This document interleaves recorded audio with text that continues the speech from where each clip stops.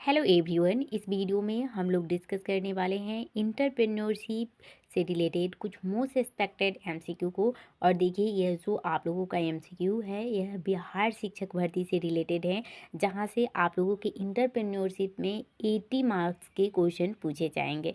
तो चलिए आज के वीडियो को हम स्टार्ट करते हैं और देखते हैं कि आज के इस वीडियो में कौन कौन से इंपॉर्टेंट क्वेश्चन को हम डिस्कस करने वाले हैं। तो देखिए, सबसे फर्स्ट क्वेश्चन जो कि आपको स्क्रीन पर दिख रहा होगा, इस क्वेश्चन में आपसे पूछा जा रहा है कि बाजार की मांग को निम्न में से क्या कहते हैं। यानी कि जो हमारा मार्केट का डिमांड होता है उसको हम लोग क्या कहते हैं। ऑप्शन ए है कि इसे डिमांड फोरकास्टिंग कहा जाता है, यानी मांग की भविष्यवाणी कहा जाता है, या फिर इसको रियल डिमांड कहा जाता है, यानी कि वास्तविक मांग बोला जाता है, या फिर सप्लाई कहा जाता है, या फिर इनमें से कोई नहीं। तो देखिए, जो हमारा मार्केट का डिमांड होता है उसे हम डिमांड फोरकास्टिंग भी कहते हैं। ठीक है, तो इस तरह से इसका राइट ऑप्शन क्या हो जाएगा, ऑप्शन नंबर ए हो जाएगा। उसके बाद नेक्स्ट क्वेश्चन को देखिए। नेक्स्ट क्वेश्चन में आपसे पूछा जा रहा है कि कंपनी का विपणन, यानी कि किसी भी कंपनी का जो मार्केट इन्वायरमेंट होता है, ठीक है, मार्केट इन्वायरमेंट जो होता है वह उन सब घटकों और शक्तियों से होता है जिनका मार्केटिंग मैनेजमेंट की क्षमता को विकसित करने या वांछित उपभोक्ता के सफलतापूर्वक विपणन क्रियाओं को करने से होता है। यह जो स्टेटमेंट है यह किसका है। ऑप्शन ए है कि क्रेवेंस का, ऑप्शन बी है कि कोटलर एवं आर्मस्ट्रॉन्ग का, ऑप्शन सी है कि मार्शल का, या फिर ऑप्शन डी है कि थॉमस का। तो देखिए, जो यह जो स्टेटमेंट है जो कि है कोटलर और आर्मस्ट्रॉन्ग का, ठीक है, इन्होंने ही बोला था कि कंपनी का जो मार्केटिंग इन्वायरमेंट होता है, यानी एक कंपनी का जो मार्केट इन्वायरमेंट होता है वह उन सारे फैक्टर से होता है जिनका कि मार्केटिंग जब मैनेजमेंट करते हैं तो इसकी क्षमता को विकसित करना होता है, और जो भी वांछित उपभोक्ता हैं उनको सफलतापूर्वक जो है वह विपणन क्रियाओं को करने से होता है। तो इन्होंने यह स्टेटमेंट दिया था, तो आप लोग इसको ध्यान में रखिएगा। ठीक है, और देखिए, आप लोगों का जो बीपीएससी फर्स्ट जो आप लोगों का शिक्षक भर्ती हुआ था वहाँ भी ऑथर से क्वेश्चन 2-3 क्वेश्चन जो हैं वो देखने को मिले थे। ठीक है, तो अगर आप याद कर सकते हैं तो इसको याद कर लीजिएगा। ठीक है, अब नेक्स्ट क्वेश्चन को हम देखते हैं। देखिए, नेक्स्ट क्वेश्चन में आपसे पूछा जा रहा है कि निम्न में से कौन मांग पूर्वानुमान में सम्मिलित कारक है। यहाँ कहा जा रहा है कि जो हमारा डिमांड फोरकास्टिंग है उसमें कौन से ऐसे फैक्टर जो हैं वो इन्वॉल्व है। ऑप्शन ए है कि पूर्वानुमान की लंबाई, यानी कि फोरकास्टिंग जो लेंथ का होता है वह, या फिर लेवल ऑफ फोरकास्टिंग, या फिर क्लासिफिकेशन ऑफ प्रोडक्ट, या फिर ऑल ऑफ द एबव, यानी इनमें से सभी। तो देखिए, जब डिमांड का फोरकास्टिंग किया जाता है तो उसमें जो लेंथ ऑफ फोरकास्टिंग है और जो लेवल ऑफ फोरकास्टिंग है और जो क्लासिफिकेशन ऑफ प्रोडक्ट है, ये सारे जो हैं वह फैक्टर जो है वह शामिल है। ठीक है, तो इस तरह से इसका राइट ऑप्शन हो जाएगा ऑप्शन नंबर डी। उसके बाद नेक्स्ट क्वेश्चन को देखिए। नेक्स्ट क्वेश्चन में आपसे पूछा जा रहा है कि निम्न में से कौन जो है वह मांग पूर्वानुमान की विधि नहीं है, यानी कि फोरकास्टिंग का जो मेथड है वो कौन सा नहीं है।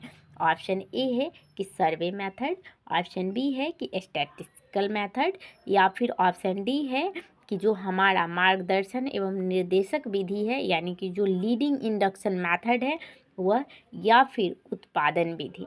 तो देखिए, जो हमारा मांग पूर्वानुमान है, यानी कि जो हमारा डिमांड फोरकास्टिंग है उसका जो मेथड है वह मेथड सर्वे मेथड है। ठीक है, उसके बाद सांख्यिकी विधि, यानी जो हमारा स्टैटिस्टिकल मेथड होता है यह भी है। साथ ही जो हमारा लीडिंग एंड इंडक्शन मेथड होता है यह भी है। लेकिन जो हमारा प्रोडक्शन मेथड है यह डिमांड फोरकास्टिंग का मेथड नहीं है। तो यहाँ क्वेश्चन में नहीं पूछा जा रहा है, तो इस तरह से इसका राइट ऑप्शन हो जाएगा ऑप्शन नंबर डी। ठीक है, इसका राइट ऑप्शन हो जाएगा ऑप्शन नंबर डी। चलिए, हम नेक्स्ट क्वेश्चन को देखते हैं। देखिए, नेक्स्ट क्वेश्चन आपसे पूछा जा रहा है कि बाजार मूल्यांकन, यानी कि जो हमारा मार्केट इन असेसमेंट होता है उसमें कौन सा जो एलिमेंट है वह प्रभावित नहीं करता है। यानी कि जो हमारा मार्केट असेसमेंट होता है इनको कौन से ऐसे एलिमेंट हैं जो कि अफेक्ट नहीं करता है। ऑप्शन ए है कि डिमांड, ऑप्शन बी है कि माइक्रो इन्वायरमेंट, ऑप्शन सी है कि विपणन मध्यस्थ, यानी कि जो हमारा मार्केटिंग जो हमारा मार्केटिंग जो इंटरमेडिएटरीज होते हैं वो, या फिर ऑप्शन डी है कि कॉम्पिटिटर। तो देखिए जब हम मार्केट का असेसमेंट करते हैं तो देखिए इनको प्रभावित करने वाले जो कारक होते हैं उसमें कौन से कारक हैं, तो माइक्रो इन्वायरमेंट करता है, ठीक है। उसके बाद जो हमारे मार्केट जो इंटरमेडिएटरीज होते हैं, ठीक है, यह भी करता है। और जो हमारे कंपटीटर होते हैं यह भी मार्केट असेसमेंट को जो है वो प्रभावित करता है। लेकिन जो डिमांड है, ठीक है, यह मार्केट असेसमेंट को जो है वो प्रभावित करने वाले तत्व जो है वह नहीं है। तो इस तरह से इसका राइट ऑप्शन क्या हो जाएगा, ऑप्शन नंबर हो जाएगा ए, ठीक है। इसका राइट ऑप्शन हो जाएगा ऑप्शन नंबर ए। उसके बाद नेक्स्ट क्वेश्चन को देखिए। नेक्स्ट क्वेश्चन में कहा जा रहा है कि जो हमारा मार्केट असेसमेंट होता है उसमें निम्नलिखित बातें आवश्यक है, यानी कि जब हम मार्केट असेसमेंट करते हैं तो उनमें कौन कौन सी बातें को हमें ध्यान में रखना आवश्यक होता है। ऑप्शन ए है कि सप्लाई यानी कि पूर्ति, ऑप्शन बी है कि डिमांड यानी मांग, या फिर ऑप्शन सी है कि नेचर ऑफ कंपटीशन यानी कि जो हमारा प्रतिस्पर्धा की प्रकृति है वो, या फिर ऑप्शन डी है कि ऑल ऑफ द एबव। तो देखिए जब हम मार्केट का असेसमेंट करते हैं तो उसमें जो है वह जो है उसमें हम लोग ध्यान रखते हैं कि सप्लाई क्या होगा, डिमांड क्या होगा, और जो जो हमारे कॉम्पिटिटर हैं, ठीक है, जो हमारे मार्केट में कंपटीशन है दूसरे प्रतियोगियों से वह कैसा है। तो इन सारी बातों को जो है वह ध्यान में रखना आवश्यक होता है। तो इस तरह से इसका राइट ऑप्शन हो जाएगा ऑप्शन नंबर डी, ठीक है। उसके बाद नेक्स्ट क्वेश्चन को देखिए। नेक्स्ट क्वेश्चन में आप लोगों से, चलिए हम नेक्स्ट क्वेश्चन को देखते हैं। चलिए नेक्स्ट क्वेश्चन को देखिए। नेक्स्ट क्वेश्चन में आपसे पूछा जा रहा है, आई होप कि आपको दिख रहा होगा। देखिए नेक्स्ट क्वेश्चन में आपसे पूछा जा रहा है कि निम्न में से किसका उत्पाद या सेवा का चुनाव करते समय ध्यान रखना जरूरी नहीं है, ठीक है। यहाँ नहीं पूछा जा रहा है और एग्जामिनेशन में भी नहीं वाले नोट वाले बहुत सारे क्वेश्चन आते हैं। तो आप लोग पहले क्वेश्चन को अच्छे से पढ़िएगा, फिर ऑप्शन, और फिर आपको जो सही लगेगा उसको टिक कीजिएगा, ठीक है। और नहीं पे भी आप लोग ध्यान दीजिएगा। अब देखिए यहाँ कहा जा रहा है कि उत्पाद यानी कि कोई भी प्रोडक्ट या सर्विस का चुनाव करते समय कौन सा बात जो है वह ध्यान रखना जरूरी नहीं होता है। ऑप्शन ए है कि मार्केट असेसमेंट, ऑप्शन बी है कि प्रैक्टिबिलिटी यानी व्यवहारिकता, ऑप्शन सी है कि कंपटीशन, ऑप्शन डी है कि प्रोडक्ट प्लानिंग।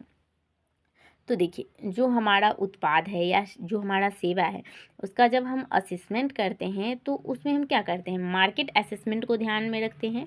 व्यवहारिकता यानी कि उसमें हम देखते हैं कि वो कितना प्रैक्टिकल चीज़ है, ठीक है। कंपटीशन को भी ध्यान में रखते हैं। लेकिन जब हम किसी भी प्रोडक्ट का या सेवा का चुनाव करते हैं तो उस समय हम प्रोडक्ट के प्लानिंग को जो है वह उस समय ध्यान में नहीं रखा जाता है, ठीक है।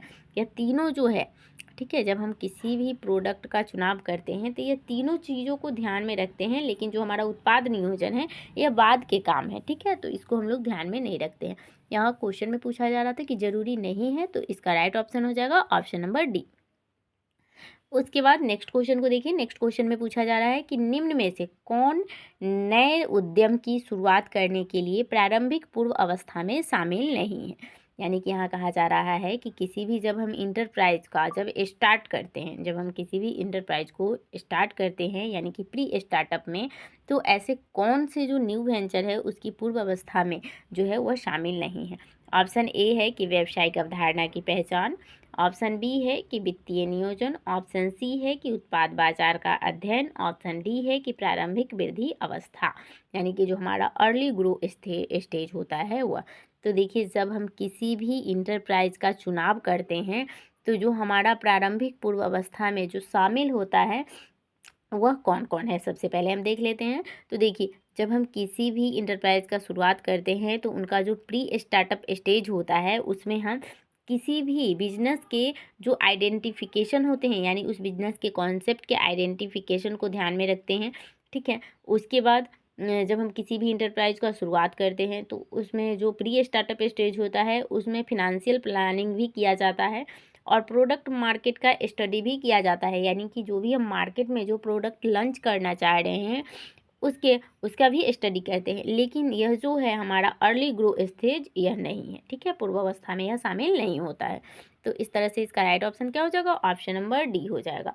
और यह छोड़ के यह तीनों जो है इसको हम लोग किस में शामिल करते हैं, प्री स्टार्टअप स्टेज में।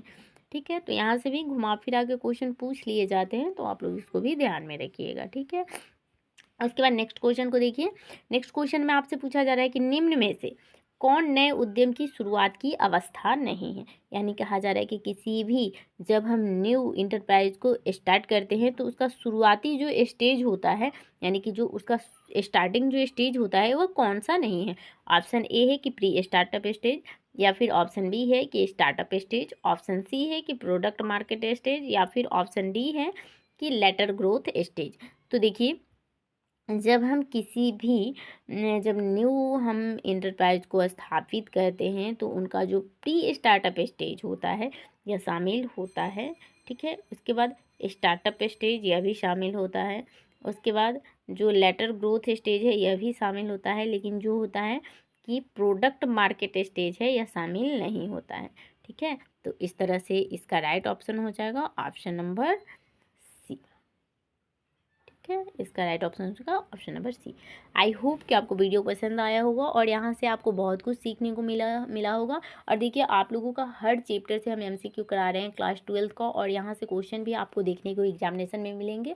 तो आप इसको कीजिए। हम नेक्स्ट वीडियो में कुछ इंपॉर्टेंट जो भी आप लोगों के लिए लगेगा वो एमसीक्यू लेकर आएंगे। ठीक है। तो वीडियो पसंद आया हो तो आप लोग इसे लाइक कर दीजिएगा, चैनल को सब्सक्राइब कर लीजिएगा और वीडियो को शेयर कर दीजिएगा। तो हम मिलते हैं नए वीडियो के साथ। तब तक के लिए थैंक यू वेरी मच।